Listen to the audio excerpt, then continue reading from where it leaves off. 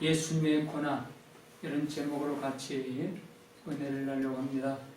우리가 믿는 하나님은 살아계신 하나님이시고 절대적인 능력을 가지신 분이시고 나의 아버지신 줄로 믿습니다. 그럼 우리는 이 하나님을 절대적으로 신뢰하고 완전히 의지합니다. 그래서 코로나가 아무리 우리를 위협해도 이렇게 예배를 드리는 겁니다. 이렇게 우리가 절대적으로 신뢰하고 하나님을 완전히 의지하지만 근데 개인적으로는 가끔 이 믿음이 흔들리고 의구심이 생기는 경우가 있습니다. 하나님을 믿지 않는 사람들, 하나님을 회방하고 모욕적인 말과 행동을 서슴지 않는 사람들, 나쁜 짓을 하고도 더 잘되고 형통하는 사람들, 특별히 그 사람들이 나와 상관없으면 그냥 지나갈 수 있는데 나와 관계된 사람들일 때, 예를 들면 가족들 중에서 유난하게 비난하고 조롱하는 사람들이 있습니다. 또는 친구들 가운데, 직장 동료들 가운데. 그런데 그들이 더 잘되고 형통하고 그들 자식들이 더 잘되는 것 같고 그때 우리는 믿음이 흔들리고 회의감만 들 때가 있습니다. 믿음이 좋으시고 기도가 삶이시며 누구에게든지 헌신적으로 사시는 목사님, 선교사님, 장로님, 권사님, 성도님. 그런데 어느 날 큰 질병으로 고통을 당합니다. 자녀들이 하는 일마다 잘 안 됩니다. 사업장이나 직장을 잃었습니다. 큰 어려움을 당하는 경우가 많습니다. 여러분, 나만 당하는 게 아니라 이런 경우가 많다는 겁니다. 믿음 좋은 성도님인데 그렇게 예배에 목숨을 걸고 기도에 헌신하는데 이 땅의 삶은 잘 안 되는 경우가 많다는 겁니다. 그럴 때 어떤 생각이 듭니까? 내가 안 돼서 이것도 힘든데 내가 안 되는 것이 하나님의 영광을 가려운다고 생각하면 더욱더 회의감이 듭니다. 그때 우리는 하나님께 묻습니다. 왜 하나님 보고만 계십니까? 전능하신 하나님께서 말씀 한마디만 해주시면 되는데 왜 보고만 계십니까? 이런 생각들이 더욱 괴롭게 만들고 지치게 합니다. 사랑의 하나님께서 죄와 허물로 죽어버린 인간들에게 구원의 은총을 베푸시는데 왜 꼭 독생자이신 예수님께서 죽으셔야만 되는가? 전능자 하나님이시니까 또 다른 방법도 얼마든지 가능하지 않겠는가? 아마 많이 생각해 보셨을 겁니다. 오늘 말씀에 예수님을 악한 군사들이 눈을 가리고 때리면서 희롱합니다. 누가 때리는지 이름을 대보라. 네가 선지자면은 선지자 노릇을 해봐라. 희롱하고 조롱을 합니다.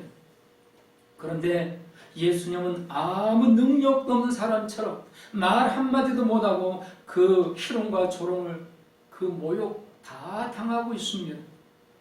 여러분, 예수님께서 어떤 능력자인지 우리 너무 잘 알고 있습니다. 말씀 한마디로 귀신들을 쫓아내고 모든 병과 약한 것들을 고치십니다. 풍랑과 거친 파도도 한 번 꾸짖으니까 잠잠해지고 고요하게 하신 분이십니다. 말씀 한마디로 권세자들의 입을 봉쇄해버린 주님이시고 죽어서 썩어가던 사람도 그 이름을 부르니까 살아서 걸어나오게 하셨던 주님이십니다. 그런데 왜 이렇게 무능하게 당하고만 계실까요? 이제는 예수님의 그 능력이 다 소모되어서 더 이상 능력을 나타낼 수 없게 되었을까요? 우리는 분명히 살아계신 하나님을 믿고 예수님을 믿습니다. 열심히 믿습니다. 그리고 분명하게 믿습니다. 확실하게 믿습니다. 그런데 이런 받아들이기 힘든 일들이 나에게 닥쳐오면 내가 알고 있는 신앙 지식 아무런 도움이 되지 못합니다. 의구심과 회의감을 떨쳐버릴 수 없다는 겁니다. 낙심되고 좌절감에 빠지게 됩니다.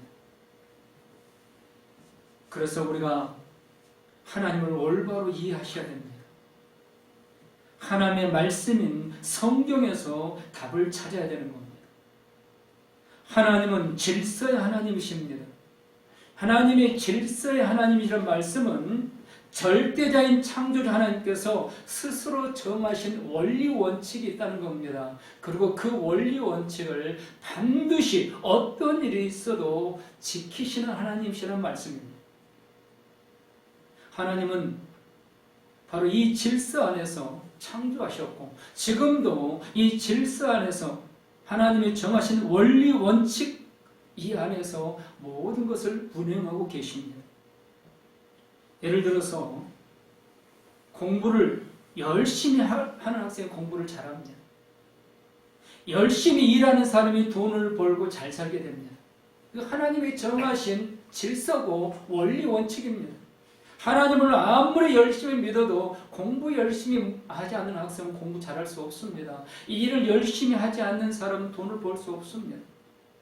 이것이 하나님의 질서이고 원리 원칙이라는 겁니다.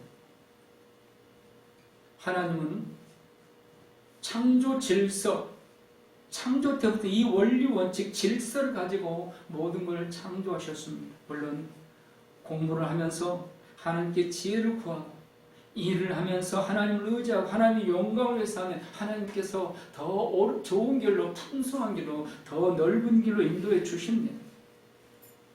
오늘 우리가 읽은 본문 예수님의 고난, 이 예수님의 고난에 대해서도 하나님의 질서와 원리 원칙 면에서 이해해야 된다는 겁니다. 그래야 전능하신 하나님께서 왜 예수님을 그냥 이렇게 희롱과 조롱을 당하고 죽도록 고난 속에 그냥 두셨는가를 올바로 이해할 수가 있는 겁니다. 하나님께서 창조하시고 모든 것을 인간에게 주셨습니다. 그때 꼭 인간들이 기억해야 될 두 개의 절대로 변할 수 없는 불변의 원리 원칙을 말씀하셨습니다. 하나는 내가 네게 복을 주어서 생육하고 번성해서 모든 것을 다스리고 정복하게 해주겠다. 그리고 또 하나는 반대입니다. 첫 번째 원리 원칙이 인간에게 하나님께서 무한한 복을 주시는 거였다면 두 번째 원리 원칙은 하나님의 말씀을 어기면 반드시 죽게 된다. 이게 하나님의 창조 질서입니다. 원리 원칙입니다. 그래서 하나님은 이 원리 원칙 안에서 창조하셨고 지금도 앞으로도 영원토록 모든 것을 운행하고 이끌어 가십니다. 하나님의 말씀을 어기면 반드시 죽게 된다. 이거 죄입니다. 그래서 죄의 삭은 사망이 되는 것입니다. 최초의 인간 아담과 하와는 하나님의 말씀을 어기고 죄를 짓고 말았습니다. 하나님의 질서, 원리 원칙에 따라 그들은 죽어야 됩니다. 그러나 또한 하나님의 또 하나의 원리 원칙, 인간을 사랑하고 인간들을 복 주시는 원리 원칙, 이것도 하나님은 지켜야만 되는 질서입니다. 그래서 죽어야 될 이 죄값으로 반드시 죽어야 될 이 원리 원칙을 하나님은 어떻게 지키게 하셨느냐? 처음에는 짐승을 잡아서 그 피로 그 사람 대신 죽게 하셨습니다. 그 사망의 값을 짐승의 피로 대신하게 했습니다.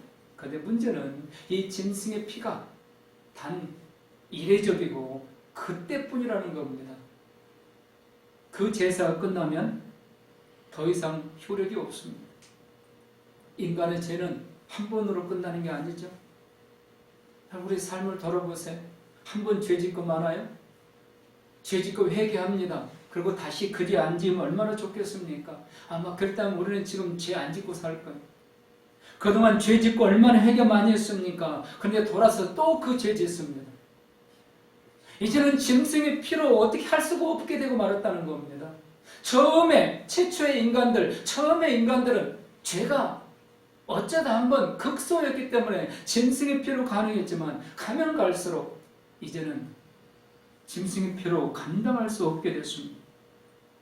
하나님은 두 가지 원리 원칙을 동시에 만족시켜야 될 이 길을 열어야 됩니다. 그래서 하나님 위대한 결단을 하십니다. 독생자이신 예수님으로 모든 죄를 단번에 완전히 씻어주시는 겁니다. 짐승의 피는 일회용입니다. 그러나 이제 하나님의 완전한 피, 독생자, 하나님이신 독생자 예수님으로 말미암아 피를 쏟아서 그 피가 일회용이 아니라 영원하게 완전하게 씻어주신다는 겁니다. 믿으시기 바랍니다. 이제 완전한 원리 원칙, 하나님의 위대한 이 사랑, 이 결단이 선포되어진 겁니다. 그래서 누구든지 하나님께 보내주신 그리스도를 믿으면 또 다른 피가 없어도 완전하게 영원히 구원받을 수 있습니다. 그래서 우리가 교회에 올 때 짐승을 끌고 오지 않는 겁니다. 여러분, 우리가 드리는 헌금은 짐승의 피가 아닙니다. 누구든지 하나님께서 보내주신 그리스도만 믿으면 또 다른 피가 없이 완전하게 영원히 구원받을 수 있습니다. 그 그리스도가 누구일까요? 바로 하나님의 독생자이신 예수님이라는 것을 믿으시기 바랍니다. 아멘. 그래서 예수님은 아버지의 뜻에 따라 이 땅에 오셨고 그 뜻을 이룰 때가 되므로 묵묵히 고난을 당하시는 겁니다. 능력이 없어서가 아닙니다. 예수님의 고난, 우리에겐 더 이상 말로 할 수 없는 은혜고 축복입니다. 예수님의 이 고난이 없었다면 우리는 하루에 수백 번씩 아마 짐승의 피로 제사를 드려야 됩니다. 그렇지 않으면 구원받을 수 없으니까, 사망이니까. 그러나 예수님의 고난 당하심으로 죽으심으로 우리는 매일 회개하지 않아도 되잖아요. 매일 회개하지 않아도 돼요. 은혜이고 축복인 줄 믿습니다. 그러나 아버지 하나님 편에 생각해 보세요. 아버지 하나님 편에서는 자신의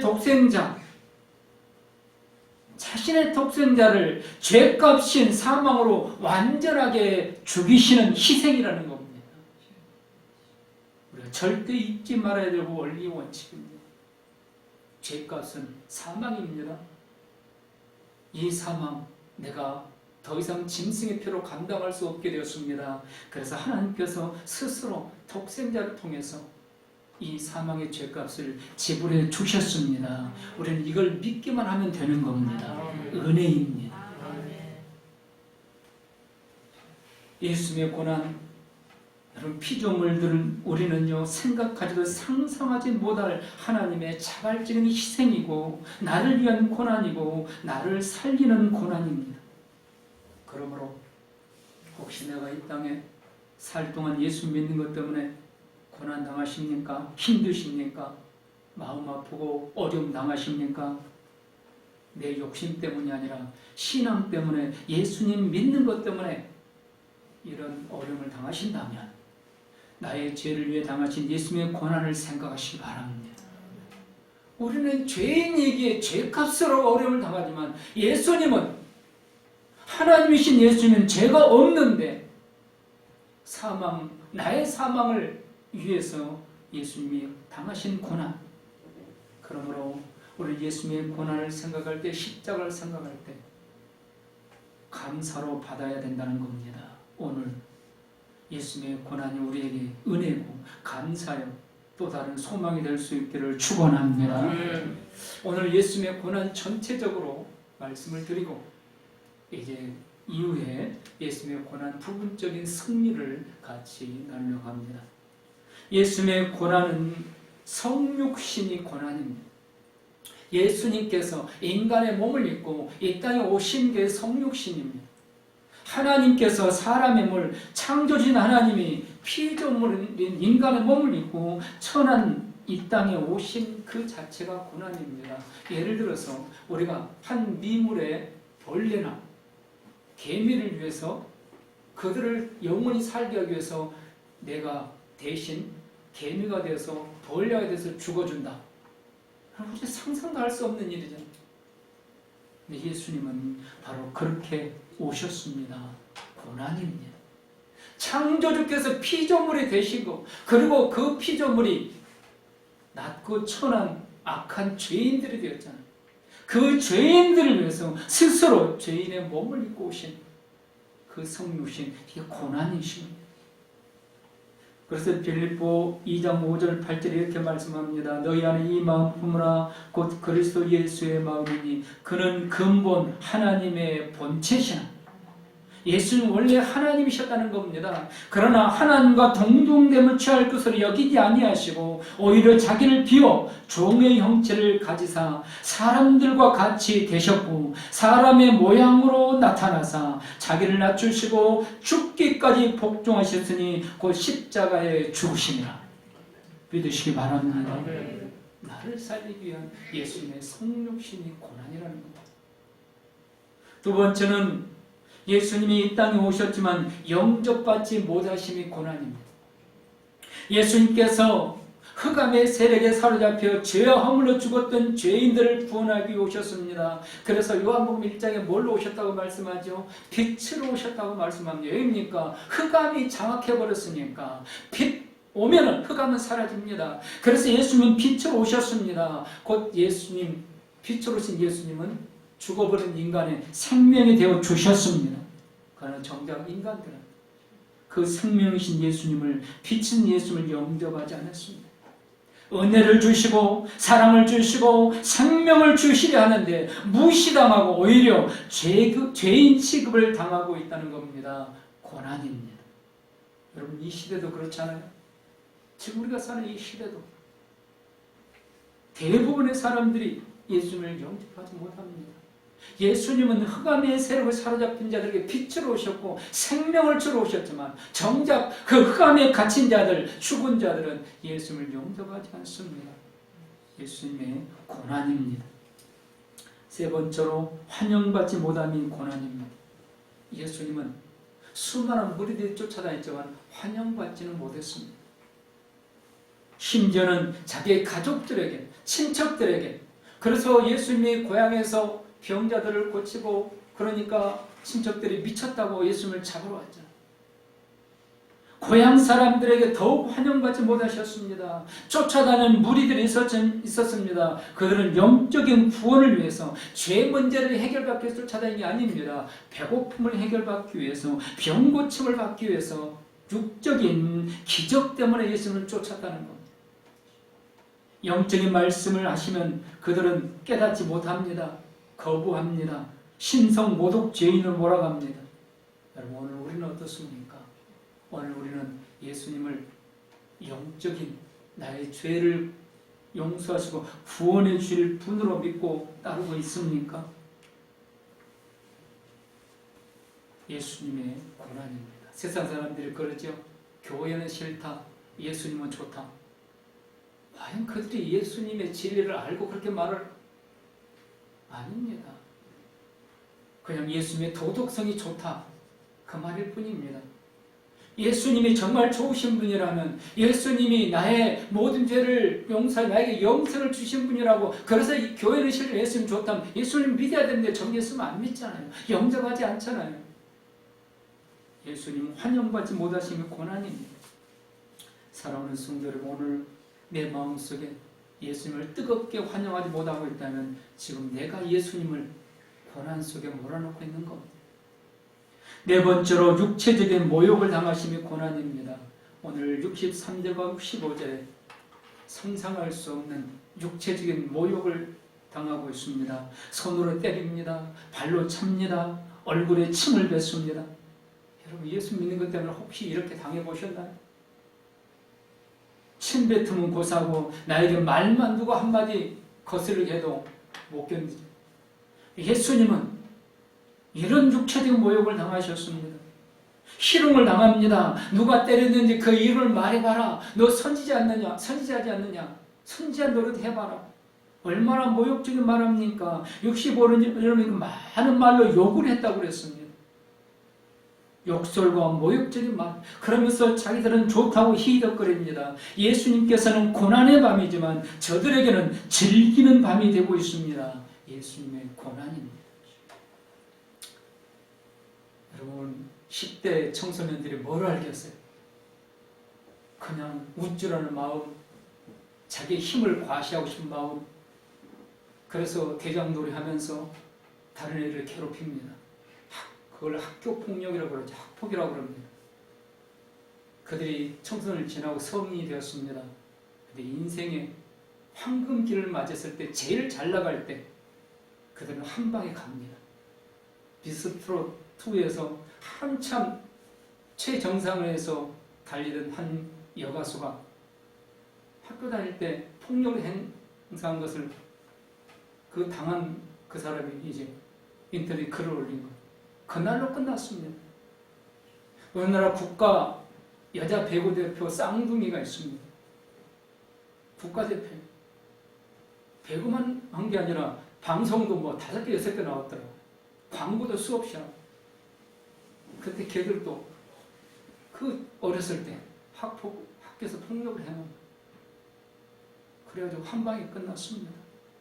남자 배구 선수 둘, 실업팀에서 수억씩 돈 받고 국가대표인 남자 배구 둘도 또 마찬가지입니다. 여러분, 왜 그 어렸을 때, 철었을 때 사실 어쩌면 걔들이 아무것도 모르고 그랬을 수도 있습니다. 그냥 우쭐한 마음에. 근데 국민들은 용서할 수 없습니다. 누구도 용서할 수 없습니다. 왜입니까? 그 당한 피해자는 평생 동안 트라우마에 갇혀서 사람 만나는 게 무섭고 두렵고 벌벌 떨고, 그 사람 그냥 목소리만 들어도 가슴이 벌렁벌렁 뛰고, 국민들이 그걸 알기 때문에 이 학폭 어렸을 때 행했을지라도 용서 못하는 겁니다. 그래서 그 자리에서 끝입니다. 인생의 한 절정기 때 끝납니다. 왜? 국민들이 용서하지 않으니까. 그런데 그런 악한 짓을, 국민들이 용서 못할 이 공분을 살 이 악한 짓을 죄도 없는 예수님에게 오늘 하고 있는 겁니다. 예수님은 죄가 없음에도 전 국민이 살 폭력과 조롱을 묵묵히 당하고 계십니다. 이것이 예수님의 고난입니다. 5번째로, 예수님은 정신적인 모욕을 당하십니다. 누명을 씌웁니다. 23장 1절부터 5절 보면 머리가 다 일어나 예수님을 빌라도에 끌고 가서 고발합니다. 고발하는데 3가지 제목인데 다 누명입니다. 첫째로 우리 백성을 미혹하고 로마 황제 가이사에게 세금 바치는 것을 금했습니다. 예수님이 그런 적 없습니다. 그런데 이렇게 누명을 씌우는 겁니다. 2번째로 자칭 왕 그리스도라고 그랬습니다. 예수님은 영적인 왕이라고 했는데 이들은 깨닫지 못하니까 로마의 왕을 거부한, 황제를 거부했다고 누명을 씌우는 겁니다. 3번째로 온 백성을 소동하게 했다고 거짓말을 합니다. 예수님은 온 백성을 소동했고 정치적인 소동을 일으킨 적이 없습니다. 정치적인 발언을 한 적도 없습니다. 오히려 병을 고쳐줬고 소망이 없는 자들에게 소망을 심어주려고 천국복음을 말씀해 주실 뿐입니다. 그런데 누명을 씌워서 예수님을 고소합니다. 예수님이 당하신 순환입니다. 정신적인 모욕을 당합니다. 여러분, 누명 당해보셨어요? 정말 그것만큼 힘든 고통이 없습니다. 또한 예수님의 정신적인 모욕은 은혜를 원수로 갚는 배반자들입니다. 로마 총독 빌라도가 예수님이 죄가 없으니 풀어주려고 합니다. 그러자 군중들이 소리소리 지릅니다. 십자가에 못 박아라, 십자가에 못 박아라. 차라리 강도인 바라바를 용서해주고 예수는 십자가에 못 박아라. 근데 그 무리들, 그렇게 소리 지르는, 그 손 들고 소리 지르는 그 무리들, 그들 가운데 예수님이 병을 고쳐준 사람들이, 귀신을 쫓아낸 사람들이 많이 있었다는 겁니다. 소경의 눈을 뜨게 해주셨습니다. 안진병을 일으켜줬습니다. 중풍병자를 고쳐줬습니다. 이제는 감사해서 예수님을 위해 자기 자신을 희생하면서 예수님을 따르고 예수님을 위해 살아야 되는데, 오히려 그들이 예수님이 치르신 그 건강한 몸을 가지고 그 무리들 속에 앞장서서 예수님을 십자가에 못 박으라고 외치고 있다는 겁니다. 여러분, 예수님이 그들의 얼굴을 바라볼 때 예수님 마음이 어떻겠습니까? 예수님의 고난입니다. 또한 예수님은 제자에게 헐값으로 팔렸습니다. 엄청난 많은 돈을 받고 가룟유다가 판 게 아닙니다. 은 30은 정말 헐값입니다. 다른 제자들도 다 예수를 부인하고 심지어 베드로는 저주까지 하면서 다 도망가고 말았습니다. 제자들의 배반, 부인, 예수님의 정신적인 모욕입니다. 그러나 이런 것들보다 예수님께서 정신적으로 마음적으로 가장 큰 고통은 아버지께 버림받은 고통입니다. 엘리 엘리 라마 사박다니, 아버지 아버지 어찌하여 저를 버리시나이까. 예수님의 절규입니다. 하나님께서 죄값은 사망이기 때문에 아들일지라도 버리시는 겁니다. 예수님은 십자가에 달리실 때 아버지께 버림받은 겁니다. 예수님 그 고통, 아버지께 버림받은 그 고통, 말로 할 수 없는 정신적인 고난입니다. 또한 예수님은 뺑뺑이를 당하시는 고난을 받으십니다. 유대 지도자들이 예수님을 로마에서 파견된 본디오 빌라도 총독에게 이제 재판을 하도록 청구하게 됩니다. 근데 빌라도가 아무리 조사를 하고 신문해도 죄가 없는 거예요. 그래서 당시에 유대 왕이었던 헤롯에게로 보냅니다. 헤롯도 예수님을 한번 만나고 싶었어요. 왜? 수많은 기적을 일으킨다고 그러니까. 그래서 예수님을 본디오 빌라도가 보내니까 만났습니다. 그런데 막상 만나서 신문해 보니까 전혀 죄가 없는 겁니다. 그러면 죄가 없다고 무죄 선고를 하고 풀어줘야 되는데 다시 본디오 빌라도에게 보냅니다. 예수님은 죄가 없습니다. 그런데 이 지도자들이 죄가 없게 서로 언도를 못 내리고 이리저리 뺑뺑 돌리는 겁니다. 예수님의 고난입니다. 죄가 없은 예수님이 이렇게 이 사람 저 사람 손에 옮겨다니는 예수님의 고난. 마침내 예수님은 십자가에 못 박히시는 고난을 당하게 됩니다. 예수님은 무죄입니다. 본디오 빌라도도 당시에 유대인이었던 헤롯 대왕 왕도 예수님은 무죄라고 생각했습니다. 그러나 여론몰이 재판입니다. 지금 우리나라도 그렇잖아요. 분명히 법이 있는데 그 법으로 다 못합니다. 여론에 따라서 판사들이 재판할 수밖에 없는 겁니다. 예수님도 여론몰이 재판으로 사형 원도를 받고 골고다에 오르십니다. 골고다에 오르는 과정에서 얼마나 많은 채찍을 맞았고 온 몸이 찢어지고 살이 다 떨어져 나가, 얼마나 많이 쓰러졌고 얼마나 많이 고난을 당했는지, 수 없는 채찍에 맞아서 온 몸은 갈기갈기 찢어진 상처투성이었습니다. 그리고 마침내 십자가에 달리십니다. 가시면류관 푹 눌러 씌워짐으로 피가 흐르기 시작합니다. 두 손과 두 발에는 대못이 박혀져 찢어진 살 속에서 피가 흐릅니다. 옆구리는 창이 찔려서 피가 쏟아집니다. 그야말로 처참한 모습입니다. 네, 여러분, 십자가는 저주의 상징입니다. 예수님이 이렇게 처참한 모습은 결국 예수님이 저주를 지금 받고 있다는 겁니다. 사탄에게 저주를 받는 게 아닙니다. 아버지이신 하나님께 저주를 받고 계시다는 겁니다. 예수님의 고난입니다. 또한 예수님은 마지막 고난으로 무덤에 묻히십니다. 피조물들이 죄값으로 당하는 마지막 죽음이, 마지막 사망이 바로 무덤에 갇히는 겁니다. 예수님은 기절하신 게 아닙니다. 완전히 버림받았고 저주를 받았고 예수님은 완전히 죽으셔서 공포의 심판인 죽음 그리고 무덤에 갇히셨습니다. 이 사실은요, 잠시 동안이지만 사탄에게 패배하신 것 같이 죄인이 된 인생의 길을 가고 있다는 것. 예수님의 고난 당하십니다.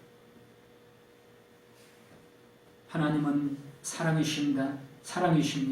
그런데 그 사랑을 어떻게 할 수 있을까요? 여러분, 남녀가 서로 사랑한다고 고백합니다. 그런데 아무 증거도 없이 사랑한다고 고백할 수는 없습니다. 분명히 사랑한다고 고백할 뭔가가 있을 겁니다. 아빠가, 엄마가 자녀들에게 사랑한다고 말해줍니다. 그래서 내가 사랑한 게 바로 이것, 증거를 분명히 보여줄 겁니다. 안아주든 뽀뽀를 해주든 뭐 용돈을 주든 원하는 것을 사주든. 자녀들도 아빠 엄마를 사랑한다고 합니다. 그러면서 뭔가 아빠 엄마를 사랑하는 증거를 이야기할 겁니다. 아빠 엄마를 하늘만큼 사랑해요. 이렇게라도 할 겁니다. 여러분, 하나님께서 분명히 나를 사랑하고 계심을 믿습니다. 그렇다면 하나님께서 나를 사랑하는 증거 뭐라고 말씀하실까? 내가 너를 사랑한다. 이게 내가 너를 사랑하는 증거다. 여러분, 뭐라고 말씀하실까? 이렇게 말씀하지 않겠습니까? 저 갈보리 언덕의 십자가를 보라. 내 목숨보다 더 사랑하는 아들이 거기에서 저주의 십자가에 매달려 있다. 내가 너를 사랑하는 증거다. 하나님께서 이렇게 나를 사랑하는 증거를 말씀하고 계시다는 겁니다. 이게 주님의 고난의 결론입니다.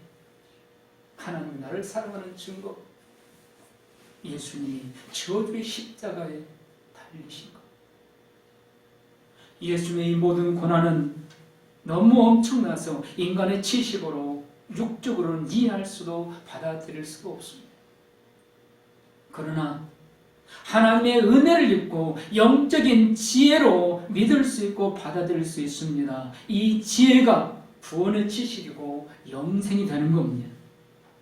예수님의 이 모든 고난, 성령님께서 고난을 통한 구원의 진리를 깨닫는 지혜를 주시고 믿음을 도와주시려고 이미 오셔서 우리 각자의 마음속에 거주하고 계심을 믿으시기 바랍니다. 아멘.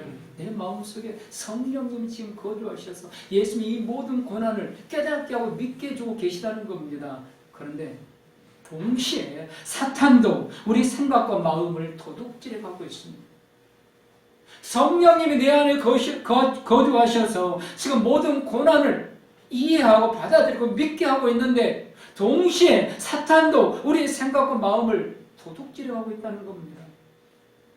그러므로 이 고난, 이 믿음을 지키기 위해서는 어떻게 해야 될까요? 말씀과 기도가 답임을 믿으시기 바랍니다. 아멘. 기도 외에는 이런 유가 나갈 수 없느니라. 기도 외에는 이 믿음을 지켜나갈 방법이 없다는 겁니다. 왜입니까? 성령님이 내 마음에 오셨기 때문에 더 이상 사탄이 내 마음을 침범하지 못하면 좋은데 그러지 않는다는 겁니다. 성령이 분명히 내 안에 이 마음에 계십니다. 그래서 예수님을 고백합니다. 그리고 예배드리러 오셨습니다. 회개하면서 예배 드립니다. 그런데 또 사탄도요. 심지어는 지금 이 시간도 우리 마음을 녹화하면서 도둑질해 가려고 하고 있습니다. 어떻게 해야 돼요? 말씀과 기도밖에 없다는 겁니다. 주님은 분명히 아버지의 원리 원칙인 사망, 이 문제를 해결해 주셨습니다. 우리는 그 사실을 믿기 때문에 이렇게 믿음으로 나아가는 겁니다. 그러나 이 믿음이 끝까지 지켜지기 위해서는 말씀과 기도가 있어야 한다는 것. 이번 한 주간 우리 남은 생에 말씀과 기도로 이미 이루어오신 고난의 은혜가 우리 삶 속에 귀한 열매를 맺어지기를 주님의 이름으로 축복합니다. 기도하시겠습니다.